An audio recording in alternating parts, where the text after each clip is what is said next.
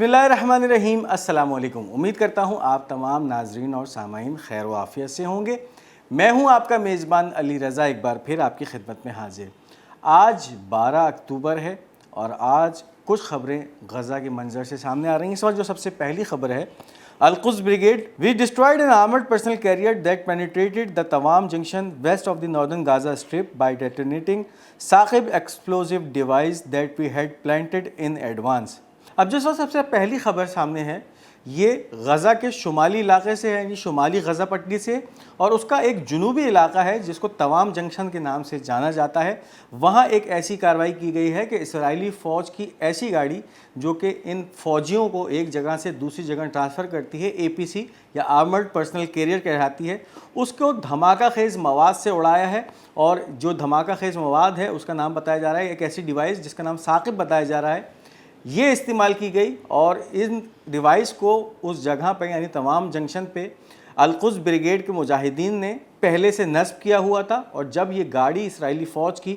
इन फ़ौजियों को लेकर वहाँ से गुज़र रही थी तो एक ज़ोरदार धमाके के नतीजे में वो तबाह हो गई और उसके अंदर मौजूद जो इसराइली फ़ौज थी उनको भी नुकसान पहुँचा, यानी फिर उनमें जो फ़ौजी थे वो हलाक हुए हैं और ज़ख्मी हुए हैं। तो ये एक कार्रवाई है इस वक्त जो कि शुमाली गज़ा के जुनूबी इलाके तवाम जंक्शन से सामने आ रही है। उन नाज़रीन के लिए कि जिन्होंने अब तक हमारा ये चैनल पाक गोल्ड मीडिया सब्सक्राइब नहीं किया, इस चैनल को सब्सक्राइब करते जाइए ताकि आने वाली तमाम वीडियोस आप तक पहुंच सकें। इस वीडियो को लाइक कीजिए, शेयर कीजिए और अपनी कीमती आरा का इजहार कमेंट्स में ज़रूर कीजिए। इसके साथ साथ एक और कार्रवाई भी की गई है जो कि गज़ा में ही की गई है और इस कार्रवाई का सेहरा अल-क़स्साम ब्रिगेड अपने नाम कर रही है। Al Qassam brigade our fighters detonated an explosive device at an Israeli force of 15 soldiers during an attempt to storm a house west of Jabalia camp, killing and wounding them. इसराइली फ़ौज की 15 फ़ौजियों से ज़्यादा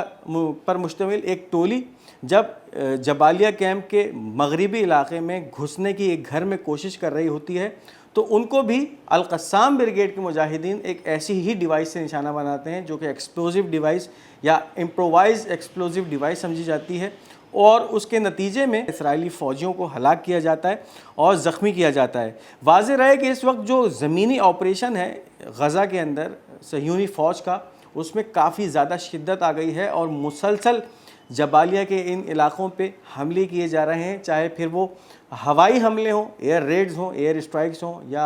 ज़मीनी हमले हों। इस वक्त ज़मीनी फ़ौज भी काफ़ी ज़्यादा तादाद में इसराइली सह्यूनी फ़ौज गज़ा में मौजूद है और मुसलसल कार्रवाइयाँ कर रही हैं। इसके बरक्स इसराइल की तरफ से बुलंदो बांग दावे किए जाते रहे माजी में भी, और अब भी इन झूठी ख़बरों पे इसराइल डटा हुआ है कि हमने गज़ा में हमास का ख़ात्मा कर दिया है। लेकिन इसके बावजूद रोज़ाना की बुनियाद पे हमास के मुजाहिदीन कोई ना कोई ऐसी कार्रवाई कर देते हैं कि जिसकी वजह से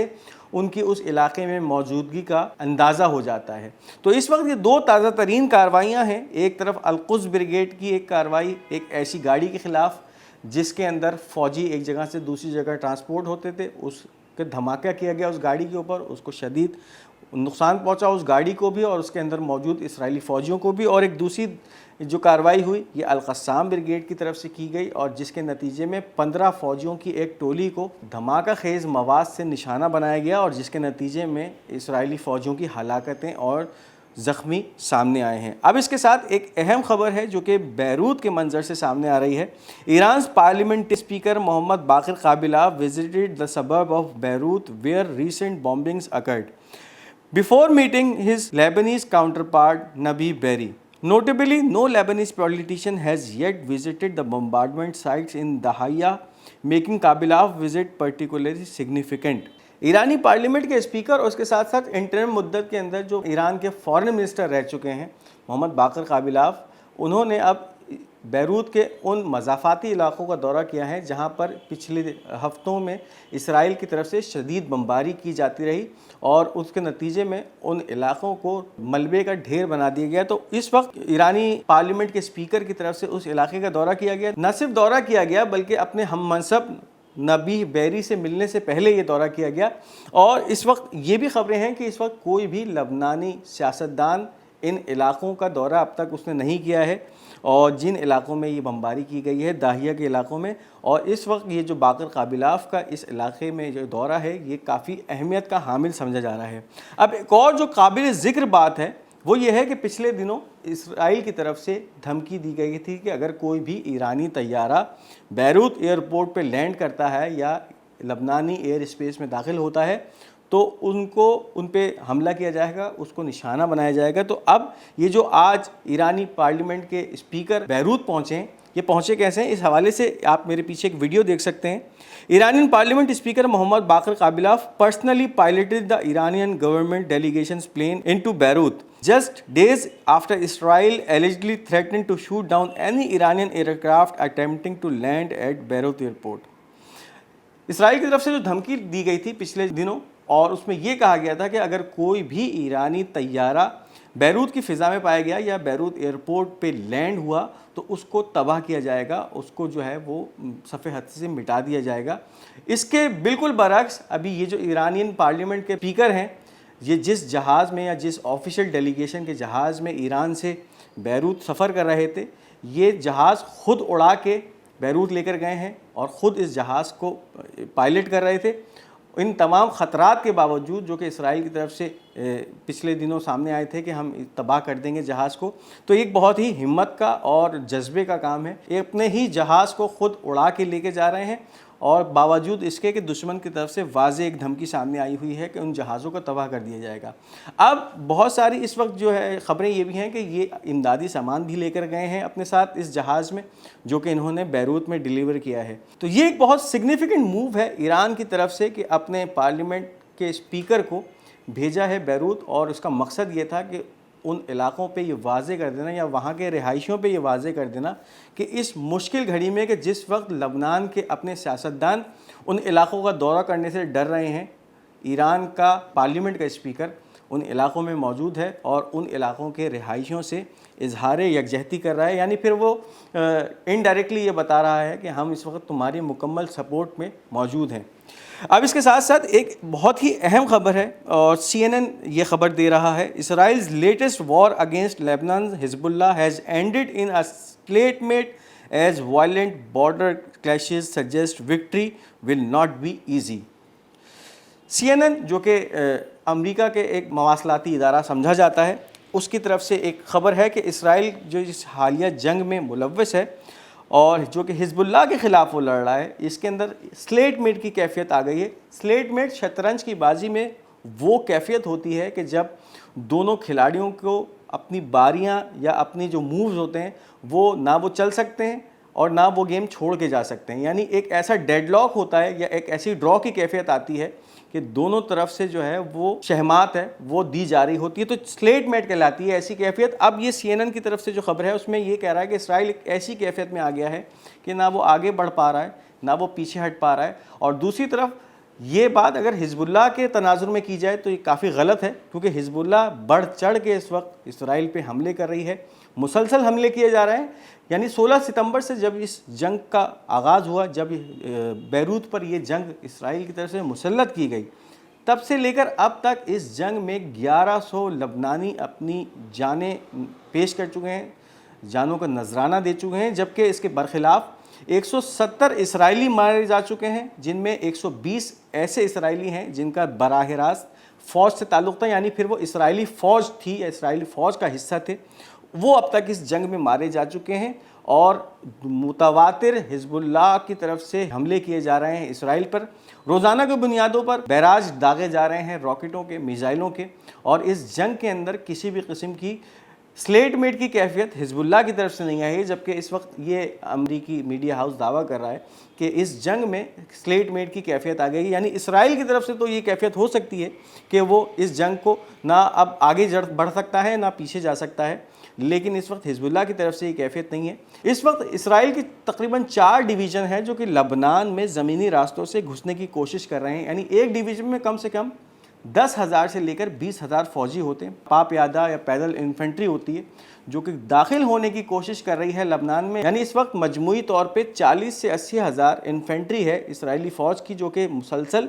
لبنان میں داخل ہونے کی کوشش کر رہی ہے، لیکن ان کو اس وقت منہ کی کھانی پڑ رہی ہے۔ حزب اللہ کی طرف سے مسلسل ان کو جو ہے وہ ایک ریزسٹ کیا جا رہا ہے، روکا جا رہا ہے، اور اس وقت لبنان کے اندر داخل ہونے نہیں دیا جا رہا۔ تو اس وقت یہ کہنا جو ہے وہ صحیح ہوگا کہ یہ جو سلیٹ میٹ کی کیفیت ہے اسرائیل کی طرف سے تو ہے اس جنگ میں، کہ پھر وہ نہ آگے بڑھ پا رہا ہے اور نہ پیچھے جا پا رہا ہے۔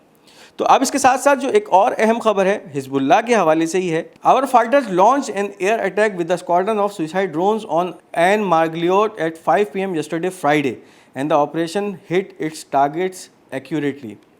پچھلے دنوں حیفا پہ ایک کسی طرح کی کارروائی کی گئی تھی کہ جہاں پہ خودکش ڈرونز کا ایک اسکواڈرن حزب اللہ کی طرف سے بھیجا گیا تھا اور اس نے اپنے ٹارگٹس کو اچیو کیا تھا، یعنی ان ٹارگٹس سے ٹکرانے کے بعد وہ ڈرونز تباہ ہوئے تھے، دھماکہ ہوا تھا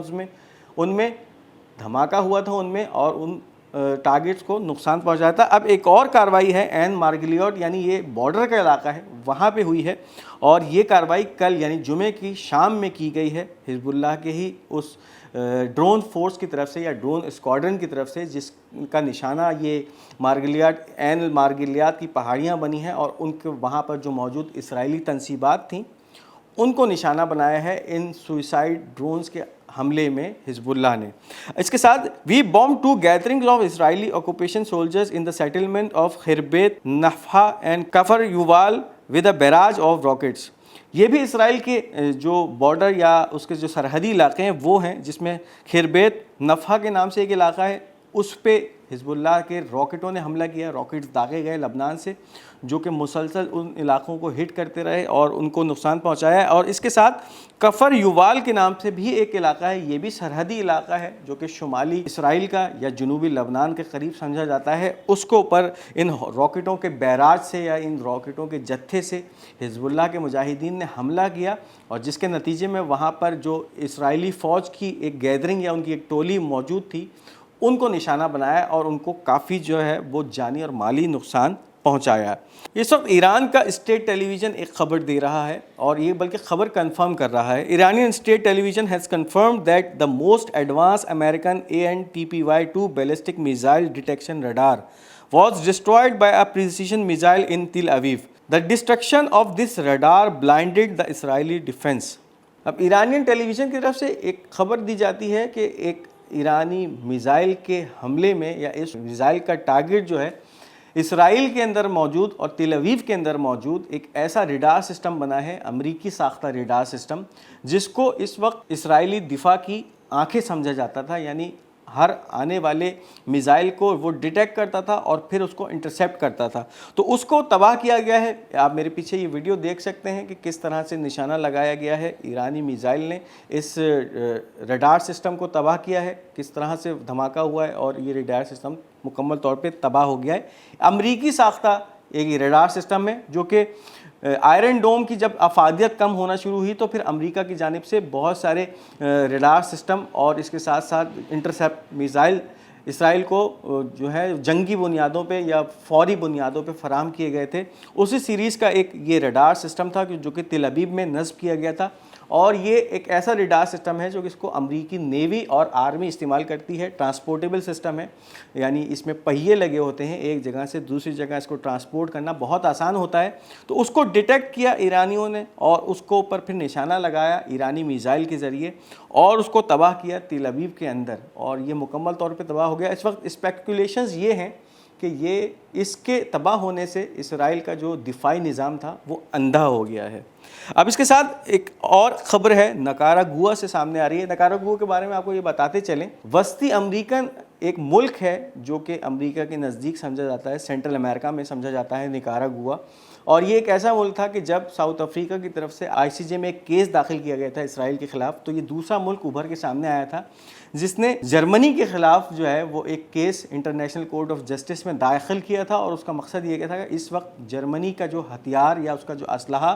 استعمال ہو رہا ہے فلسطین کے اندر اور وہاں پر جو ہے نسل کشی میں استعمال ہو رہا ہے، تو اس نے کیس داخل کیا تھا عالمی ادارہ انصاف میں، اور اب جو ہے ایک آفیشیل اسٹیٹمنٹ سامنے آئی ہے اس ملک کی طرف سے. Government of Nicaragua in a press statement in solidarity with the people and government of Palestine and with the people of the region suffering from brutality and devastation and in adherence to the international law and agreement governing civilized relations among countries. The government of the Republic of Nicaragua cut all diplomatic ties with the fascist government of Israel. فلسطینی حکومت اور فلسطینی عوام کے ساتھ اظہار یکجہتی کے طور پہ اور اس کے ساتھ ساتھ ان تمام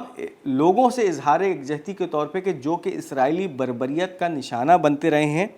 اور اس وقت جو بین الاقوامی قوانین ہیں اور ان کے ساتھ جو ایگریمنٹ ہوتے ہیں گورنمنٹ کے جس کے اندر ڈپلومیٹس اور اس کے ساتھ ساتھ ڈپلومیسی چلتی ہے،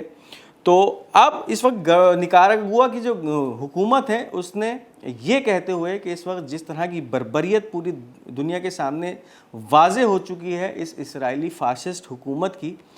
نکاراگوا نے اپنے تمام سفارتی تعلقات کو ختم کر دیا ہے اسرائیل کے ساتھ. یعنی اس وقت جرأت دکھائیے، شاید ہمارے اس مسلمان ممالک یا عرب ممالک میں تو یہ جرأت نہیں ہے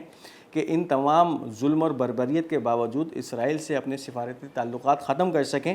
لیکن ایک ایسا ملک جو کہ ایک چھوٹا سا ملک سمجھا جاتا ہے لیکن وہ اس جنگ میں اپنا کردار ادا کر رہا ہے، یعنی پھر وہ مظلوم کے ساتھ کھڑا ہے اور ظالم کی کھل کر مخالفت کر رہا ہے. تو اب ایک صاف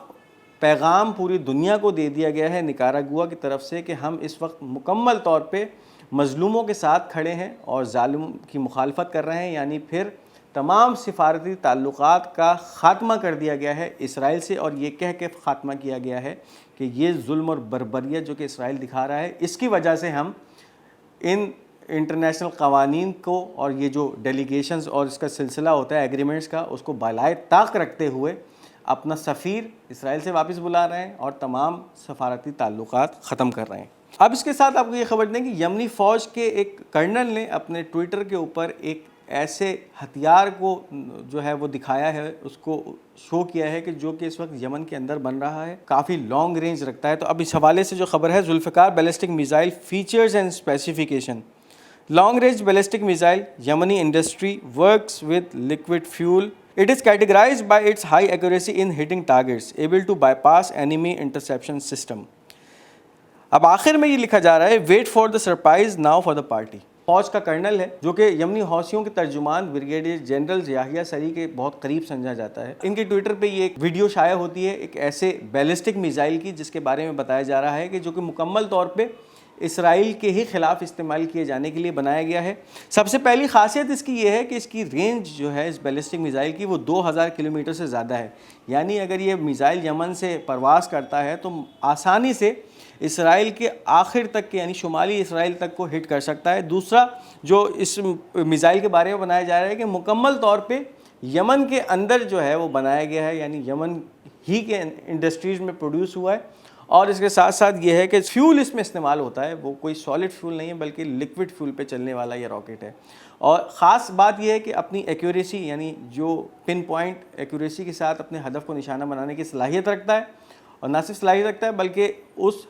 ہدف تک جو ہے وہ انڈیٹیکٹیبل بھی پہنچ سکتا ہے. یعنی پھر ریڈار اور دوسرے ایئر ڈیفنس سسٹم کو یہ چکمہ دینے کی بھی صلاحیت رکھتا ہے. اس کے ساتھ ساتھ آخر میں اسرائیل کو مخاطب کرتے ہوئے یہ بھی میسج دیا جا رہا ہے کہ آنے والے سرپرائزز کے حوالے سے تیار رہو اور پارٹی کا انتظار کرو. اب یہ آخری لائن جو ہے یہ عبرانی زبان میں لکھی گئی، یعنی پھر اس کا جو مخاطب ہے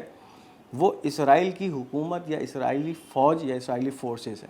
یہ تھا آج کا ہمارا خبرنامہ. امید کرتے ہیں آپ کو یہ خبریں پسند آئی ہوں گی. اپنی قیمتی آراء کا اظہار کمنٹس میں ضرور کیجیے گا. اس ویڈیو کو لائک اور شیئر کرنا مت بھولیے گا، اور ہمارا یہ چینل پاک گولڈ میڈیا اس کو ضرور سبسکرائب کرتے جائیے گا. انشاءاللہ بہت جلد آپ سے ایک دوسری ویڈیو میں ملاقات ہوگی. تب تک اپنا بہت بہت خیال رکھیے گا. تب تک کے لیے مجھے اجازت دیجیے. خدا حافظ و ناصر.